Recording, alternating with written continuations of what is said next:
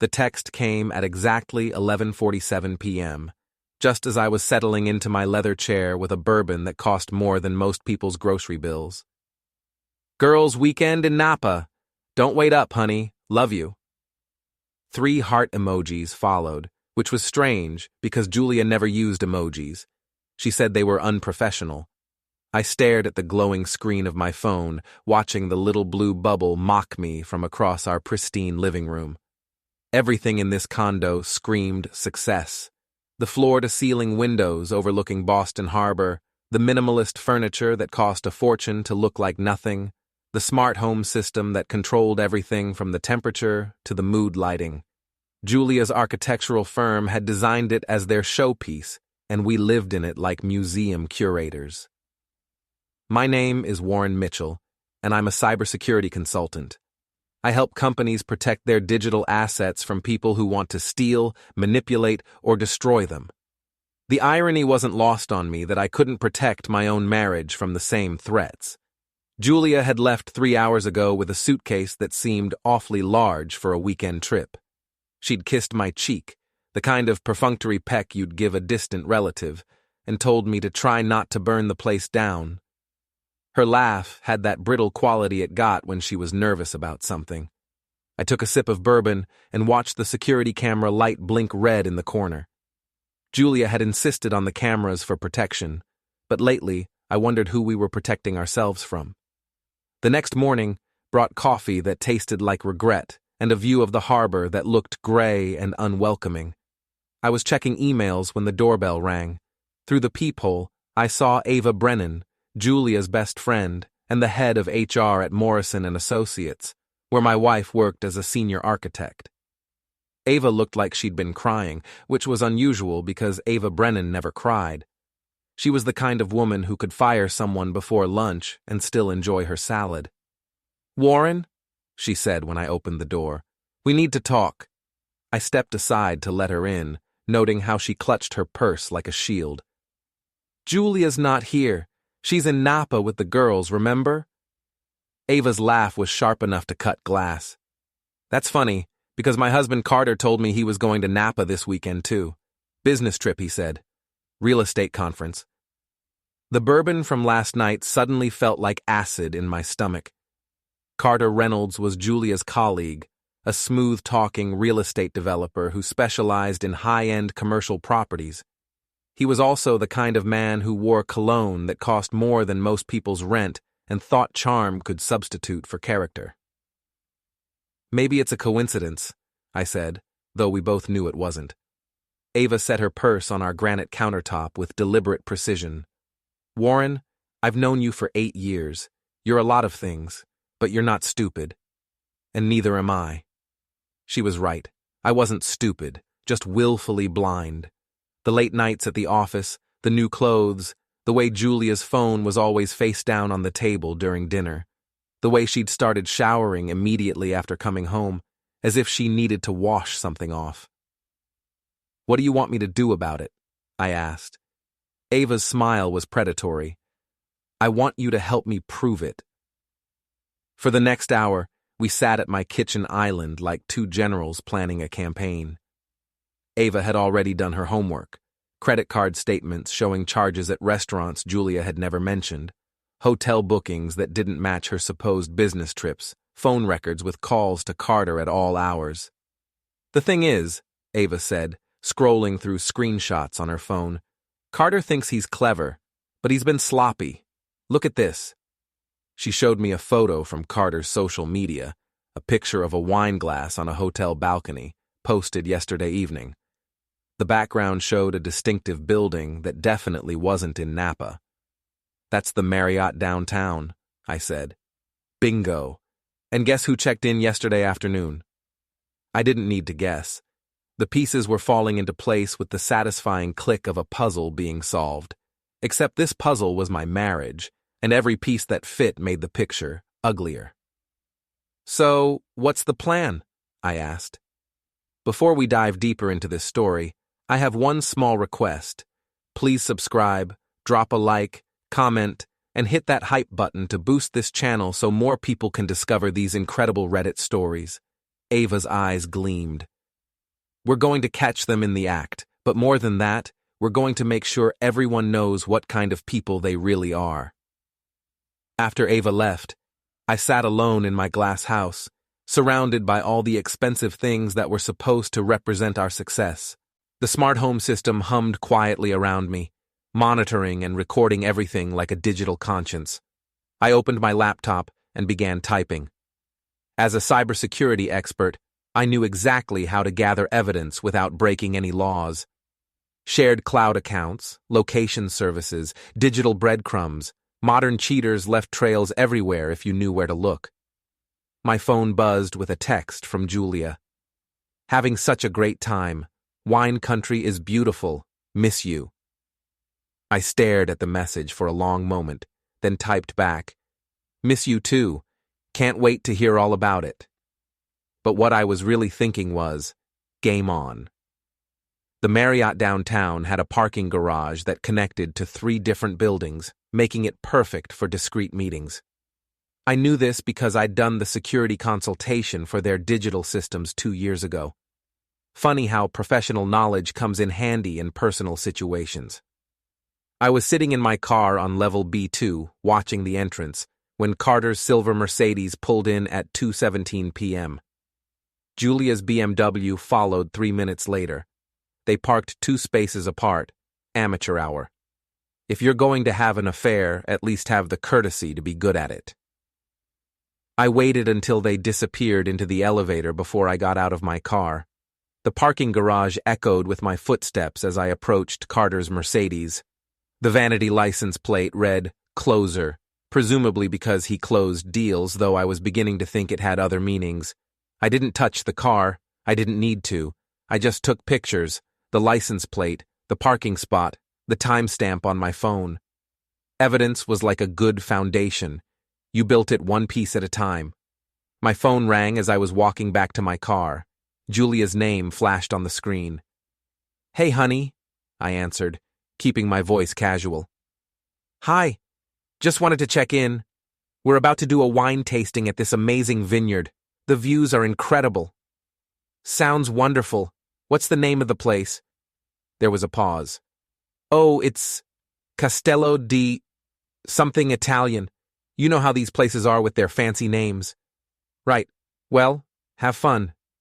Don't drink too much. I won't. Love you. Love you too. I hung up and stared at my phone. She was getting better at lying, I'd give her that. But she still had tells. The slight hesitation, the way her voice got higher when she was making things up. That evening, I met my old friend Hank Morrison at Sully's Gym, a no-nonsense boxing club in Southie that smelled like sweat and honest work. Hank had been my roommate in college before he became a trainer and part-time private investigator. He was the kind of guy who still believed in handshakes and keeping your word. You look like someone stepped on your grave, Hank said, as I wrapped my hands for sparring. Worse. Someone stepped on my marriage. I told him about Julia and Carter while we worked the heavy bag. Each punch felt like punctuation to my story. Jab for the lies, cross for the betrayal, hook for the humiliation of being the last to know. So what's your play? Hank asked, holding the bag steady. I'm going to destroy them, professionally, socially, completely. Hank raised an eyebrow. That's not like you, Warren. You're usually the diplomatic type. The diplomatic type gets walked on. I'm tired of being the nice guy who finishes last. Just remember, revenge is like boxing. You need to keep your guard up, or you'll get countered. I spent the next 3 days gathering evidence like a man possessed. The shared cloud account that Julia had forgotten about gave me access to her photos, including several selfies with Carter at restaurants I'd never heard of. The location history on our family plan showed her real movements versus her claimed whereabouts. The credit card statements revealed a pattern of deception going back months, but the smoking gun came from an unexpected source. I was reviewing Julia's email. We'd shared passwords years ago for convenience, when I found a folder labeled Travel Plans. Inside were hotel confirmations, restaurant reservations, and a detailed itinerary for what she called our special weekends. The most recent email was from Carter. Can't wait for our Napa getaway. I've booked the penthouse suite at the Marriott downtown. We can pretend we're wine tasting while we're room service tasting. You're incredible, and I'm lucky to have found someone who understands what I need. Julia's response made my hands shake. Warren has no idea. He's so wrapped up in his computers and his boring job that he barely notices I exist. You make me feel alive again. I can't wait to be with someone who actually appreciates me. I read the email 3 times, each reading like a punch to the gut. 8 years of marriage reduced to boring job and barely notices I exist. My phone rang. Julia again. Hi, sweetheart. How's the wine country treating you? It's amazing. I'm learning so much about viticulture. Did you know that the soil composition can completely change the flavor profile of grapes? Fascinating. You sound like you're having the time of your life. I really am. This is exactly what I needed. After I hung up, I sat in my home office, surrounded by monitors and servers, and realized that Julia was right about one thing. I had been boring. I'd been predictable, reliable, safe. I'd been the kind of husband who worked hard, paid the bills, and never made waves. But boring men can be dangerous when they decide to stop being boring. I opened a new document on my computer and began typing. At the top of the page, I wrote, Operation Glass House. Because people who live in glass houses shouldn't throw stones, but they also shouldn't assume their windows can't be broken. Julia came home Sunday evening with a suntan that definitely didn't come from Northern California in October, and a story about wine caves that sounded rehearsed. She'd brought me a bottle of Cabernet that still had the price tag from the local liquor store, $12.99, marked down from $18. The vintner signed it personally, she said, pointing to a signature that looked suspiciously like it had been written with a Sharpie in someone's car. That's thoughtful, I said, examining the bottle. What was his name? Another pause. Giuseppe, very passionate about his craft. I nodded and put the bottle in our wine rack, right next to the real Napa Valley wines we'd collected over the years. The contrast was almost poetic. That night, Julia showered for 45 minutes, longer than usual, even for her. When she came to bed, she smelled like hotel soap instead of her regular lavender body wash. She kissed my forehead and rolled over, claiming exhaustion from all the wine tasting. I lay awake staring at the ceiling, listening to her breathe, and planning her downfall. Monday morning brought the first phase of my plan. I called Morrison and Associates and asked to speak with Ava. I've got something you need to see, I told her.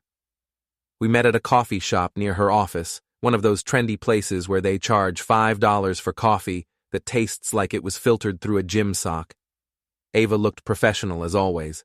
Sharp suit, perfect makeup, the kind of woman who could intimidate a boardroom full of men without raising her voice. I slid a manila folder across the table. Inside were printouts of Carter's emails, photos of him and Julia together, and a detailed timeline of their affair. Ava's face went through several expressions as she reviewed the evidence: surprise, anger, calculation, and finally, cold fury. How long? She asked. Based on what I can prove? 4 months. But I suspect longer. She closed the folder with deliberate precision. What do you want? I want them exposed, publicly, professionally, completely. That can be arranged. Carter's up for partnership at his firm next month.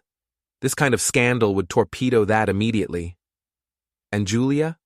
Ava's smile was razor sharp. Julia works for an architecture firm that prides itself on family values and professional integrity. Sleeping with a married client tends to violate both of those principles. We spent the next hour planning like 2 chess masters contemplating a complex endgame. Ava had access to company communications, client lists, and professional networks. I had technical skills and a growing appetite for revenge.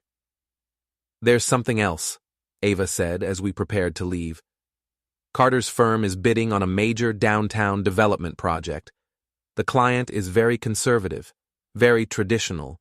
If they knew about his extracurricular activities, it might influence their decision. How would they find out? Anonymous tip to the right person at the right time. These things have a way of getting around. That afternoon, I implemented Phase 2.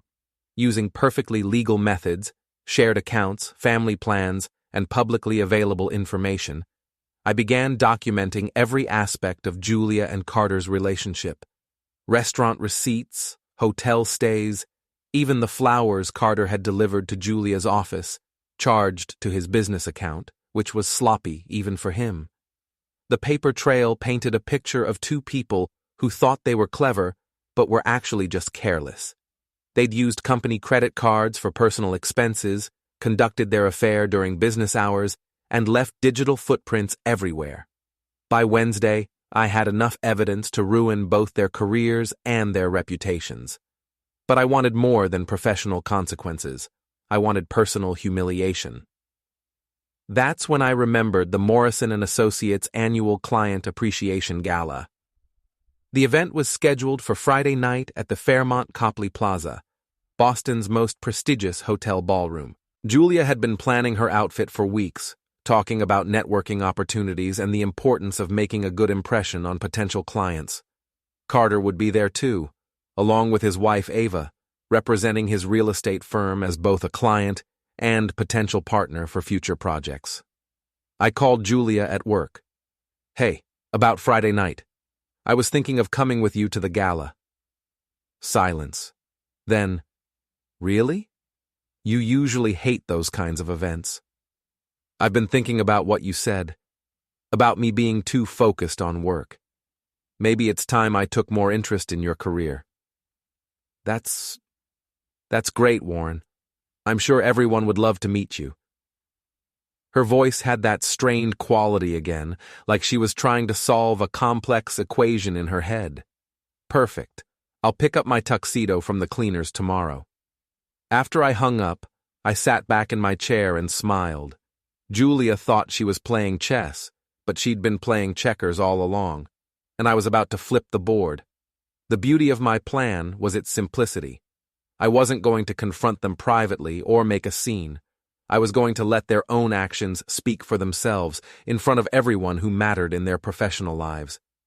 I spent Thursday evening preparing, not just my tuxedo and appearance, but also a small digital presentation that would be very educational for the gala attendees.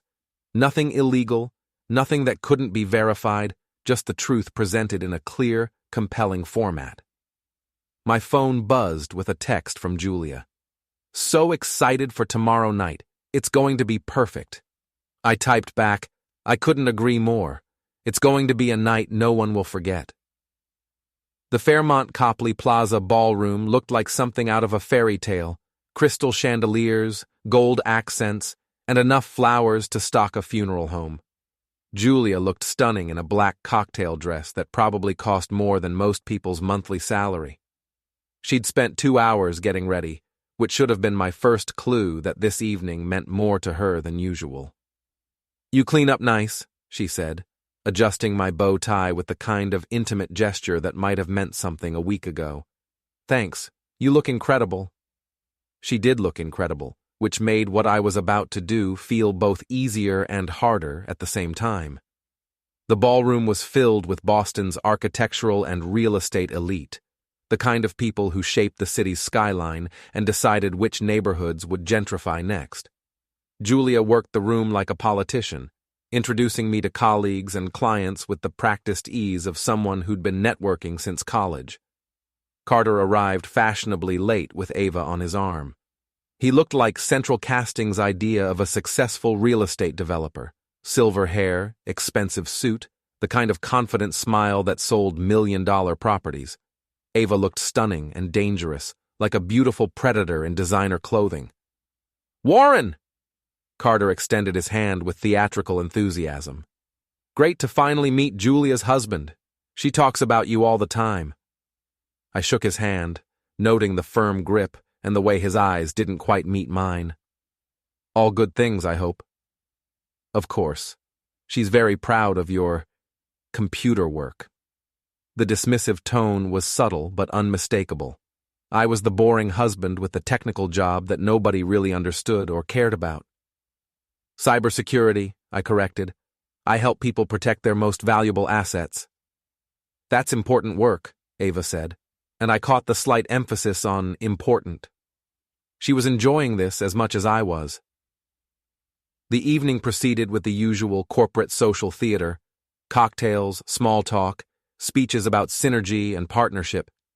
Julia and Carter maintained perfect professional distance, but I caught the subtle signals: the way she laughed at his jokes, how he found excuses to touch her arm, the meaningful glances when they thought no one was looking. Around 9 o'clock, the formal presentations began. Morrison and Associates had prepared a slideshow showcasing their recent projects and future vision. Julia was scheduled to present their residential division's achievements. That's when I made my move. I'd spent years in corporate IT, which meant I knew how to work with presentation systems. During the cocktail hour, while everyone was mingling, I'd taken a few minutes to visit the AV booth.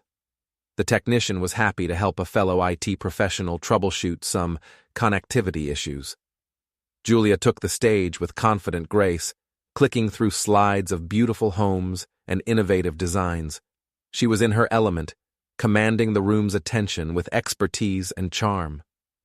Our residential division has grown 200% over the past year, she said, advancing to the next slide. We've built relationships with key partners in the real estate community that have opened doors to exciting new opportunities. She clicked the remote for the next slide, expecting to see a chart of their growth metrics. Instead, the screen filled with a photo of her and Carter kissing outside the Marriott downtown. The ballroom went quiet. Julia stared at the screen in horror, clicking the remote frantically, but the presentation had been modified. Each click brought up another photo: Carter's hand on Julia's back at a restaurant, the two of them entering a hotel together, Julia wearing the same dress she'd claimed to wear to a client dinner that I now knew had been a romantic evening. This isn't... Julia's voice cracked as she looked desperately toward the AV booth. But the slideshow wasn't finished. The next image was a screenshot of Carter's email about their Napa getaway at the Marriott downtown, complete with his comments about room service tasting and Julia's response about her boring husband. The room erupted in whispers and shocked murmurs. I watched Ava's face carefully. She was playing her part perfectly, looking appropriately devastated and betrayed. Carter tried to rush the stage, but the slideshow's final image stopped him cold. It was a spreadsheet showing every hotel charge, restaurant bill, and flower delivery he'd put on his company credit card for their affair, along with dates and amounts. The total was over $15,000 in company funds used for personal entertainment. Julia finally found her voice. "This is fake! Someone's trying to sabotage me!" But the damage was done. The room was full of whispers, pointing fingers, and the kind of social media activity that would ensure this story spread far beyond the ballroom. Morrison and Associates managing partner, Richard Morrison, took the microphone with the grim expression of a man watching his company's reputation crumble in real time. "Ladies and gentlemen, we're experiencing some technical difficulties. Let's take a short break while we resolve this situation." But there was no resolving this situation. The truth was out, documented and undeniable. I found Julia in the hotel lobby 20 minutes later, sitting alone on a velvet sofa, staring at her phone. Her perfect makeup was streaked with tears, and her hands were shaking. "How could you do this to me?" she whispered when she saw me approaching. "I didn't do anything, Julia. I just showed everyone what you'd already done. You humiliated me in front of everyone I work with. My career is over. Your career was over the moment you decided to sleep with a married client and put it all in writing. I just expedited the timeline." She looked up at me with an expression I'd never seen before, pure hatred mixed with desperate fear. "You're not the man I married." "No," I agreed. "I'm not. The man you married was naive enough to trust you. Consider this my graduation ceremony. Carter appeared in the lobby, his face red with anger and embarrassment. Ava was nowhere to be seen. She'd played her part and made her exit. "You son of a—" Carter started toward me, but I held up my hand. "I wouldn't if I were you. There are security cameras everywhere, and assault charges would just add to your legal problems." "What legal problems?" I smiled. "Well, there's the matter of $15,000 in company funds used for personal expenses. That's embezzlement. Then there's the breach of fiduciary duty to your clients. And let's not forget the violation of your professional ethics code. I'm sure the Real Estate Licensing Board will be very interested in tonight's presentation." Carter's face went white. "You can't prove any of that." "Actually, I can.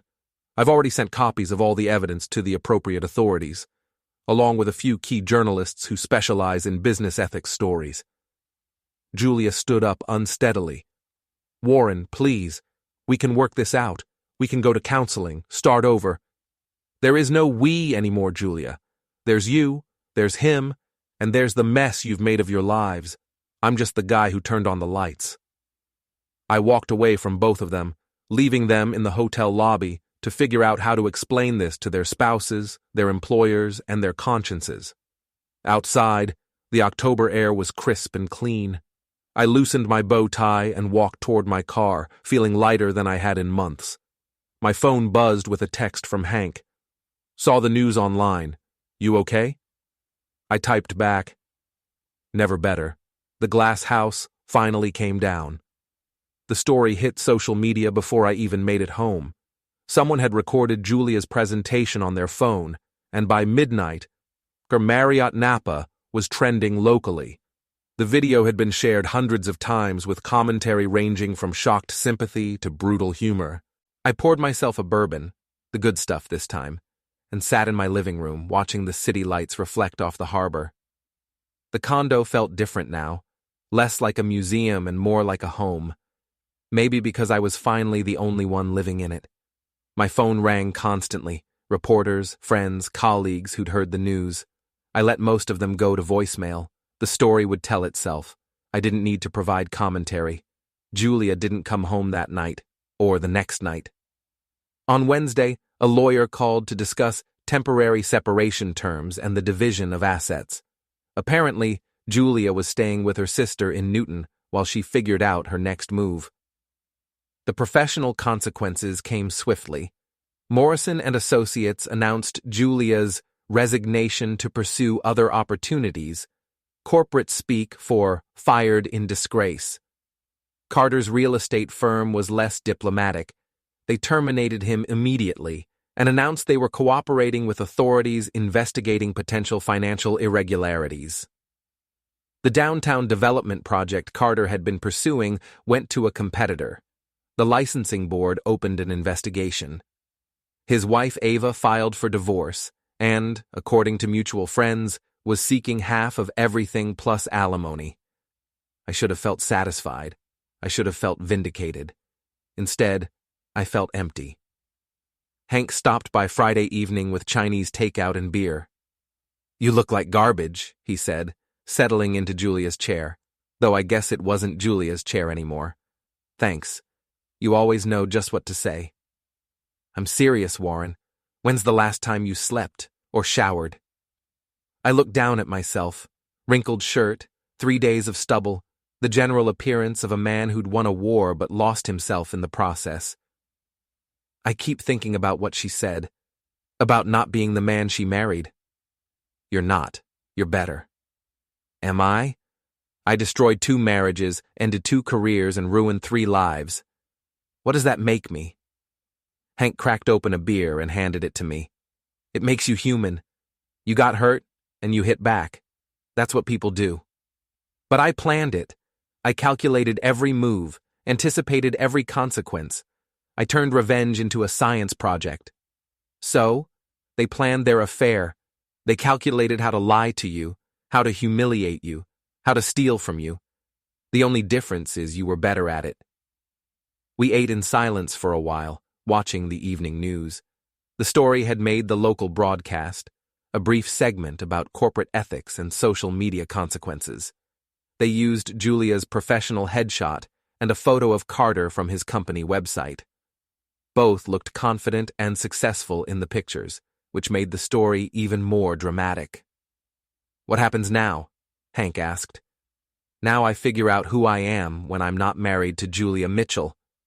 "Warren Mitchell, same as before." "No, not the same.